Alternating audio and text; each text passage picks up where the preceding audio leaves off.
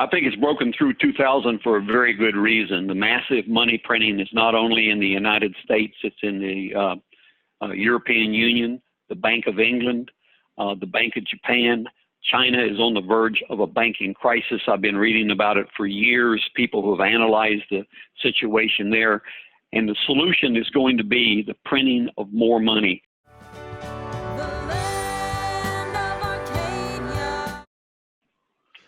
Hello there, my friends. Chris Marcus here with you for Arcadia Economics, and quite an exciting day, especially for anyone who's lived through the bear market of the past 9 years, because today we finally saw, even on the Kitco chart, we have a $2,000 gold price, another wild spark in the markets. Unfortunately, I'm quite excited to be joined by one of the figures who was talking about this way back when, even when young bucks like myself were getting started.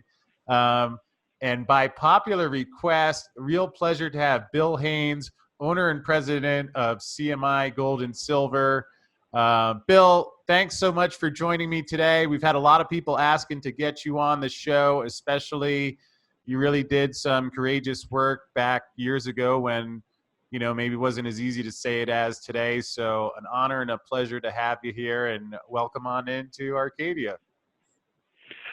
Thank you, Chris, and it's a delight to be here with you. I'm looking forward to the discussion. These are some really exciting times, but there are really some scary times that we're facing also. Yeah, a lot going on, and again, just perhaps I'd point out that, you know, it's sometimes when we're out there and spreading a message and wonder, but I mean, again, I wonder if I would be here if it were not for folks like you that, you know, really laid this out clearly. And perhaps to dig into, I mean, I remember listening to King World News a lot back in 2011 when gold hit $1,900, and then mysteriously on that Sunday night when the Swiss pegged their franc to the euro, essentially removing what was called the last safe haven. I think a lot of us expected gold was going to hit $2,000 back then. Ended up taking 9 years, but any thoughts you have on that, and, you know, how it's finally now broken through 2,000? I think it's broken through 2000 for a very good reason. The massive money printing is not only in the United States, it's in the European Union, the Bank of England, the Bank of Japan. China is on the verge of a banking crisis. I've been reading about it for years, people who have analyzed the situation there. And the solution is going to be the printing of more money. Nobody is going to say, let's buckle down, let's bite the bullet, let's suffer through this. They're going to print money. And I think that we're going to see gold go much higher than anybody anticipates. And silver is going to go right along with it. Actually, I'm one of those guys who thinks that silver is going to outperform gold on the way up. Well, you sure know how to make some friends on this show. I think we're close to changing the name to Silverbug Central, and and we will certainly dig into that. Although staying with gold for a second, I frankly agree with you, because, I mean, it's interesting to think, how should gold be priced? I mean, obviously, the whole point with the dollar was that it was backed by gold. I know the Fed, you know, their calculators started breaking when they kept trying to figure out what M3 was. The numbers got so big, and we know Bernanke gets confused anytime anything related to gold throws him off. But I mean, if you think gold should be some metric of, you know, just a fraction to the dollar, I mean, the numbers, you know, 2,000 compared to any actual calculation looks pretty darn cheap, doesn't it? It does. It looks really cheap. The really scary thing is that, okay, we are no longer on the gold standard. August 15th, 1971, Nixon closed the gold window. At that time, there was a limit on the number of dollars that the Federal Reserve could print. And people get confused about whether it's the Federal Reserve or the U.S. Mint, but it's the Federal Reserve that's printing the dollars. Yep.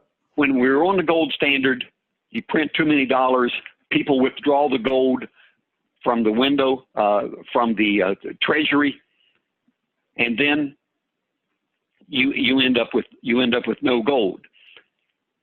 We no longer have that. We no longer have that situation. I got in this business in 1973 when it was illegal to own gold bullion. Now, I knew people that were going to Mexico and they were buying Mexican 50 pesos, for like $45. It's a 1.2057 ounce of gold coin. And they were going down to Mexico and buying them for like $45 and bringing them back to the United States and marking them up and selling them. The situation now, of course, is there's just an unlimited amount of money that they can print, and we are proving it right now. The left wing in the United States, and I'm talking about the Pelosi's and the Bidens, but you cannot rule out their fellow travelers in the Republican Party. There are people there who do not care about how much money is printed. So when this money is printed, this 1 point, the next bailout, 1.1 trillion up to 3.2 trillion, probably going to be closer to 3 trillion. That's just getting started. Yep. I mean, there's going to have to be a disaster for the government to stop printing, and I'm afraid that disaster is going to be absolutely ruination of the dollar. And I don't know how long it's going to take. Whether it could be in a matter of 3 years or it could be a matter of 10 years, but they will print until the dollar is valueless. Yeah, I frankly agree. I mean, we saw at the end of 2018 what happened. I mean, they got rates up to the massive level of 2.5%, and the whole thing started melting down then. And Bill, I appreciate what you mentioned about the Democrats versus the Republicans. I'm going to break an election scoop right here on the show today. Glad you get to be part of it. I will guarantee 100% that the winner of this year's election is going to be the Federal Reserve's printing press.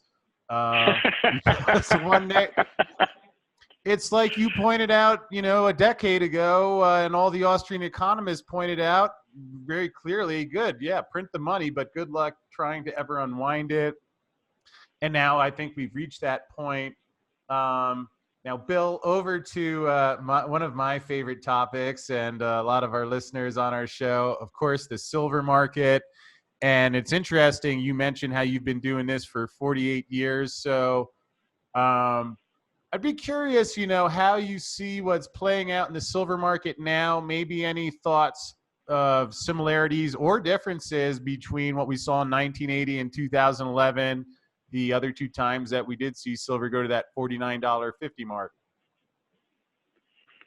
Well, I think that this time there's going to be a major decision made when silver gets to $49, $50, whether or not to sell or whether or not to hold on. I think at that time things will be so scary, about half the people will hold on and half will sell. Is it going to go to $75, $85, $100? That is a good possibility. The reason why, let me give you an example. The average person in the United States probably has something like $30,000 to $60,000, $70,000 in savings. They get scared. They come into my office and they want to buy gold, and I give them, gold is, say it's $3,000 an ounce, and I give them 20 coins, which is a little stack of coins about 4.5 inches high. Yeah. However, if they go with silver, they can walk out with hundreds of pounds.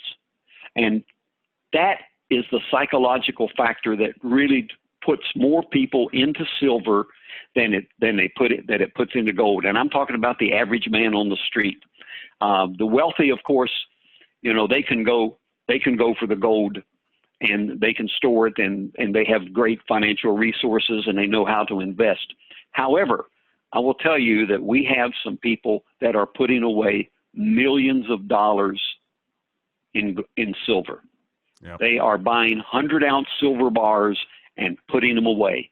The premium right now is, in the $2.50, $3 range, and it can change from day to day, but they're still buying millions of dollars worth of product, and it's going to be a major factor in the silver, and it's the quantity of metal that they get to walk out of my office with, and this is going to happen all across the United States.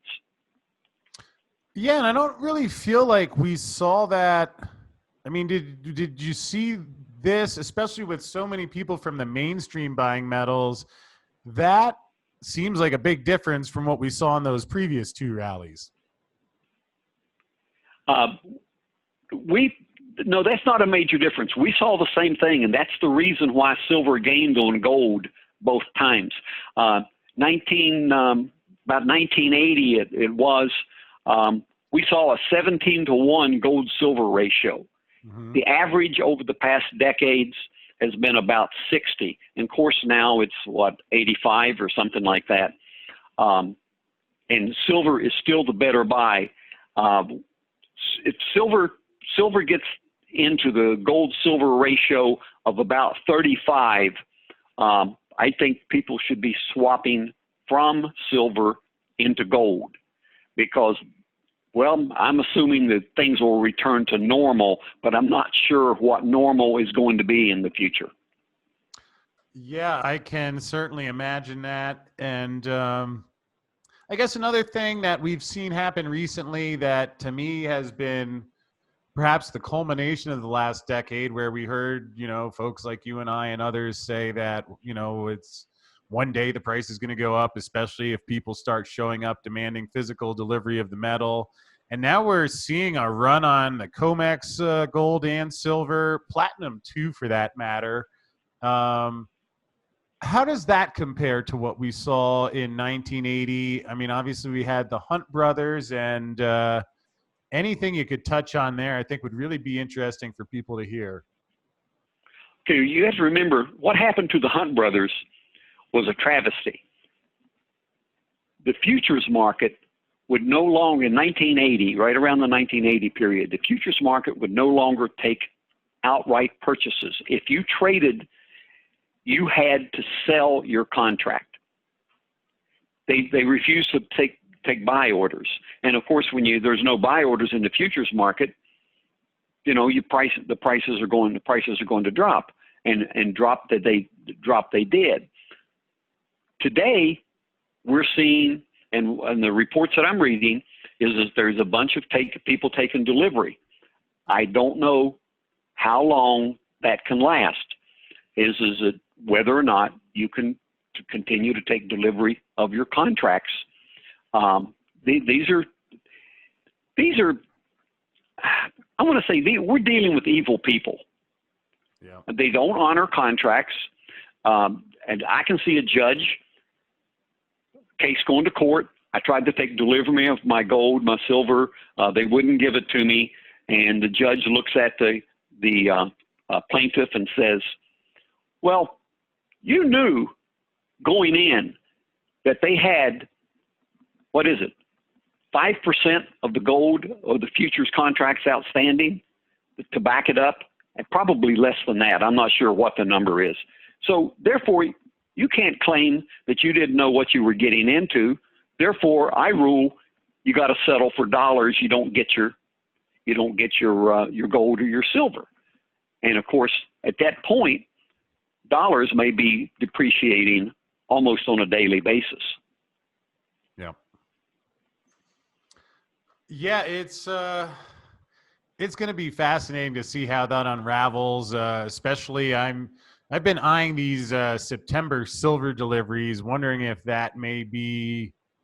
I think there's at least the potential that could be a knockout blow. And something we've been talking about in the show recently was how quickly in 1980, I guess it was December 24th, we're on the way up. That's when it hit $24, and it was less than a month between $24 and $50. And I don't think people realize how quickly it happened. And Do you actually remember those days and what you were doing? And I guess you were following it pretty closely, and it must have been pretty darn exciting.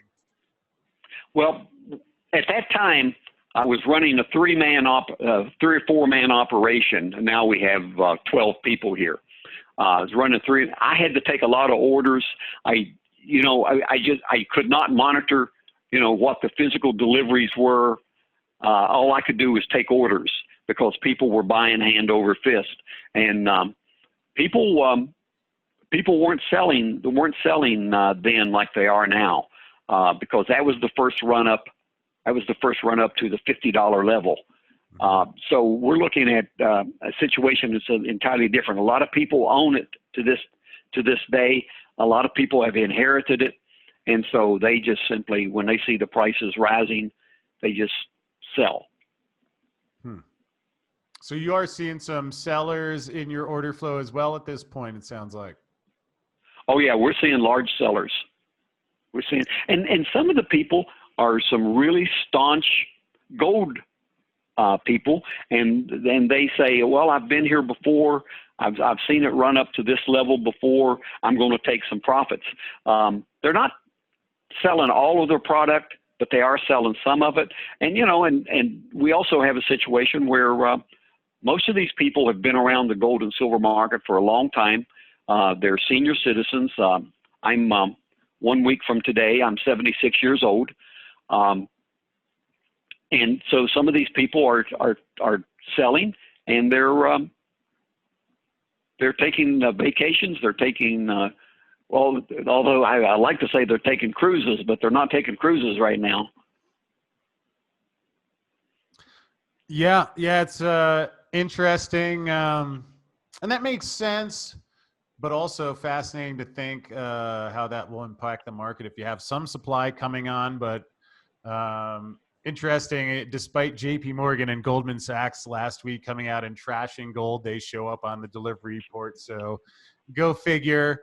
Although, Bill, curious about the Silver Eagles. I know you deal with the mint. We hear, they're kind of offline again. And seems like from what the folks I've had on the show, different bullion dealers, that silver is getting harder to come by. And in particular, is it going to be hard to find Silver Eagles? Any thoughts on that? It's my understanding that the source of the blanks from which the Silver Eagles are minted is Sunshine Minting, and that they have capacity that will not. They have limited capacity, and they cannot fill the demand. The wholesalers get to buy at a standard markup price over spot from the U.S. Mint, and then they mark it up huge from there. So it's the wholesalers that are making the profit. We have to be competitive with all of our competition, and so we have to monitor what they're doing, what they're selling at, and so it's a situation where the Silver Eagle premium is.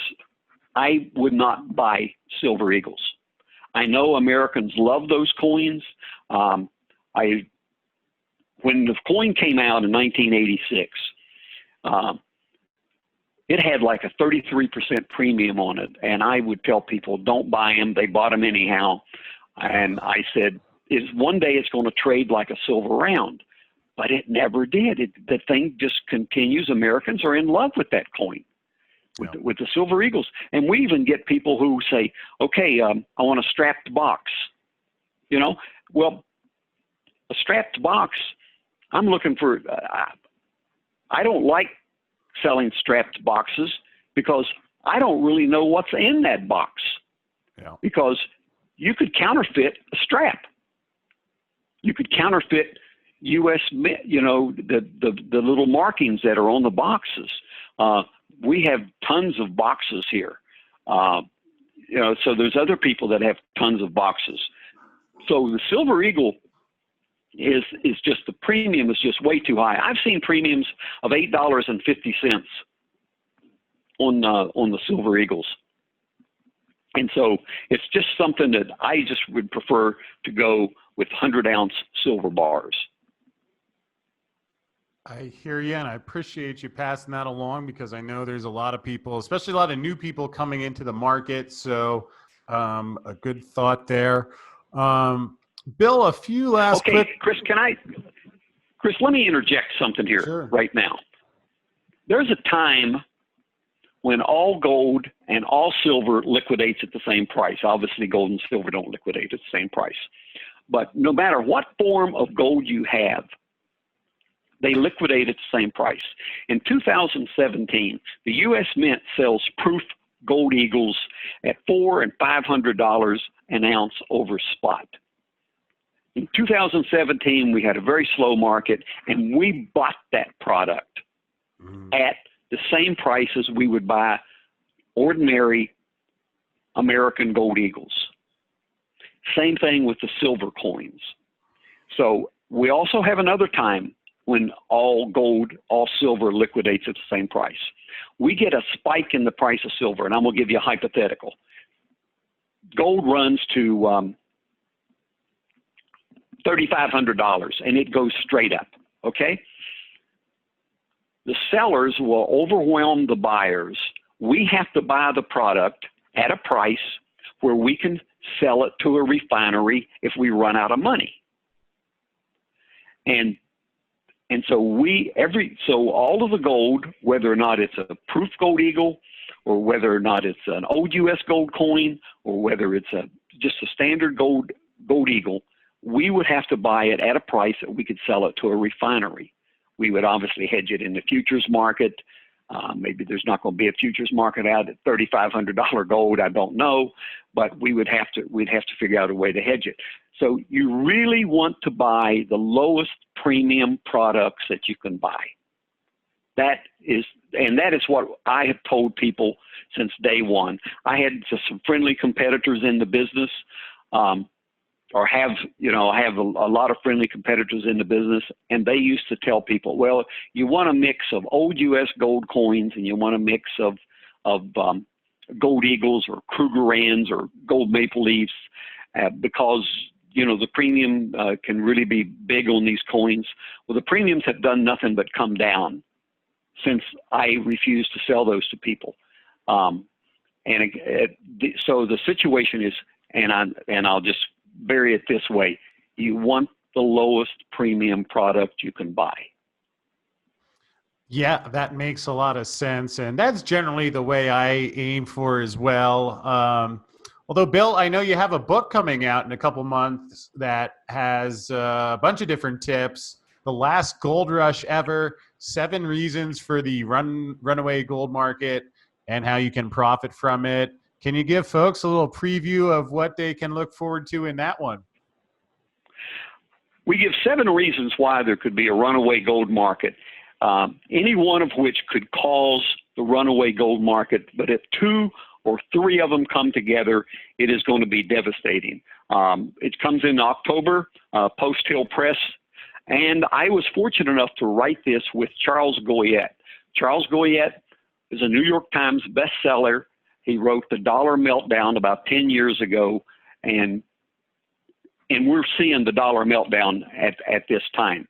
So the book can be pre-ordered on Amazon, and anybody that pre-orders the book and then buys product from us, we'll deduct the price of the book that they pay from from the cost of their order, and so it's basically the book is free. We think it's some pretty exciting information in there.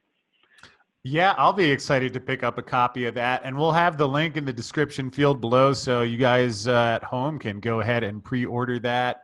We'll be looking forward to that. And perhaps, Bill, just in wrapping up, can you let folks know if they are looking for gold and silver, how they can find you and get in contact with CMI? Well, our website is CMIGoldsilver.com, and that's Charles Mary India goldsilver.com, or simply CMIGS.com. Our standard phone number is 800-528-1380. Nobody that calls in here gets any pressure for you. We don't pressure you for your phone number. We don't pressure you for your email. But if you want to talk to one of our brokers about what our prices are, what specials that we have running right now, and we run specials on our website depending on the availability of the product.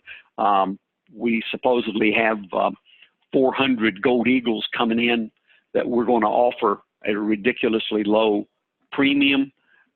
So people can get some pretty good bargains there if they're wanting to buy gold up here in the $200 range.